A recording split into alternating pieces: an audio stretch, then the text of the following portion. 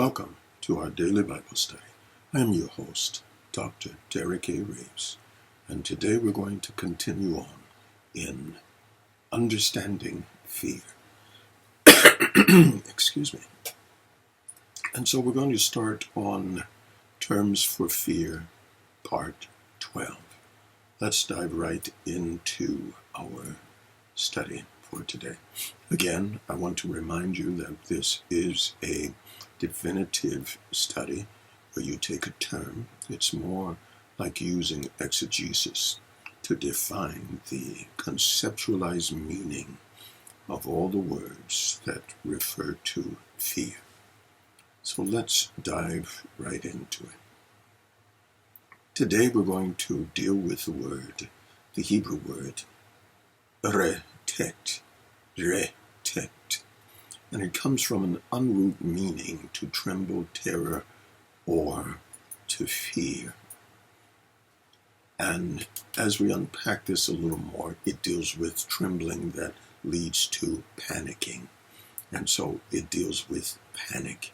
When an individual panics, they lose all sense of reasoning, all sense of focus, all sense of security, safety. And so in a sense, what happens, they move into the 4 F's. Remember, fear. Fear can cause, again, fight, flight, fainting, or freezing. And so we move into the 4 F's when we deal with panic. Panic can lead one to be aggressive.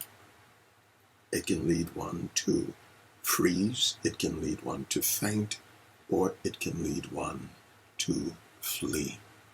Now, as we unpack this and go a little deeper into it, the term retet comes from the Hebrew again, and it deals with fear, the digging out of something for making a basin or a trough. And so it's dealing with the trembling as a turning of the insides. And what this appears to mean is a trough used to turn the direction of water. And so this is a fear or a panic then that moves one, turns them from a sense of stability into a sense of panic. And the term is likened, especially within the Hebrew pictograph, as a gutter or a trough or a gallery. And so it means to sometimes to polish, to make bright, to shine, but specifically it means the turning of the water. And so this panic or this fear is fear that moves an individual.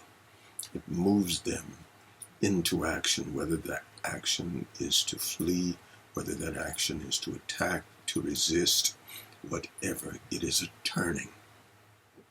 And so it comes again from the Hebrew, and it is a masculine noun, and it means to tremble, to panic, and it comes from an unroot word meaning to tremble.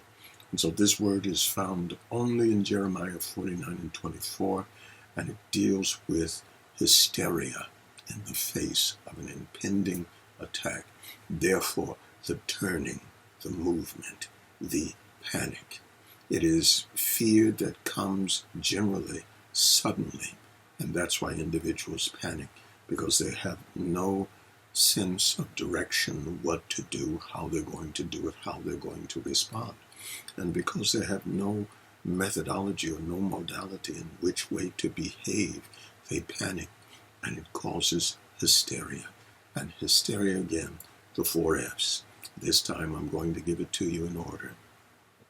Fight, flight, faint, fight, flight, freeze, or faint. And so what happens, you either will fight because you have an understanding that if you don't do something, 9 times out of 10 you're going to die. And sometimes fear is the greatest motivator for fighting to stay alive. And if one is not moved to, of course, again, the fighting arena of the mind or the emotion, and generally this takes place because there's nowhere to go.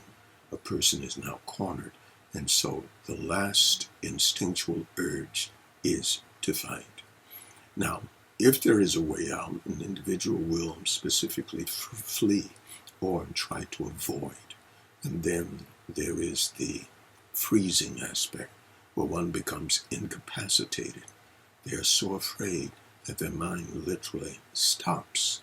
And when the mind stops, all reactional responses stop. And then, of course, the final one, fainting, where a person passes out. I want to move on, and I want to get into another term for fear. It is also a Hebrew term. I'm going to pull it up on the screen. And so this term, as we begin to look at it, is the word from the Hebrew language, Ra'ad. Ra'ad. And this Hebrew word, Ra'ad, it comes from a term, and we'll deal with that a little later, but the term can usually be called Ra'ad or Re'ada. Re'ada. So Ra'ad or Re'ada. And it comes from the word in the Hebrew that deals specifically, and it's actually the same word, just another reference number, Ra'ad, which means to tremble, quake, to tremble as an earthquake or trembling. And so it deals with specifically from the root word to shudder more or less violently. And so Ra'ad then, on the foundational basis, simply means to shudder and to quake or to fear so badly that one trembles as though an earthquake is there.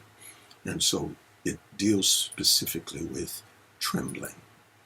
And as we unpacked it a little more again, fear that produces trembling or shuddering or quaking. And in the ancient Hebrew, it is a trembling out of fear. It is from the pictograph that deals with shaking. And so there we get the trembling. Trembling because of fear. Fear that invokes such a state of emotive quality that you can't run, you can't fight, there's no avoidance, and so typically you freeze and you shake. Sometimes an individual is able to come out of this type of fear and move into one of the other F's, either to fight, to flight, and then sometimes the fear overtakes them and they literally faint. And so as we go on a little further, we're going to try to unpack this in the amount of time we have. And so it is a meaning of trembling. It deals with people being seized with trembling before the power of the Lord. It speaks of something that is so awesome that it arrests your emotive quality. It arrests your capacity to act out upon what you're seeing or to respond to it. And so the response from a logical point of view is shut down, and the individual simply shakes with fear. This is the type of fear that generally can have people go into shock. I've seen people who are afraid of pneumatic encounters. And when I speak of pneumatic encounters, I speak of spiritual encounters. And these spiritual encounters are not always favorable ones. There are some who have a pneumatic phobia. And so being afraid of spiritual entities is not a good thing, because fear can cause them to gain access to your realm, to your atmosphere, to your circumstance, to your situation. And always remember, fear is a type of faith. Fear is believing that the harmful thing can, excuse me, and will attack you. It will have a favorable position over you. And so this is a type of fear that an individual experiences because of something that is so alarming and so great. something that is so extensive that the individual has no means of coping with it. And so they're rendered to a shaking. They're rendered to a quaking. And again, this type of fear can move you from one position of fear to another. I'm sorry we are fresh out of time, and join us the next time as we continue on in our series entitled Understanding Fear. I am your host, Dr. Derek A. Reeves, and until next time, God bless and keep you.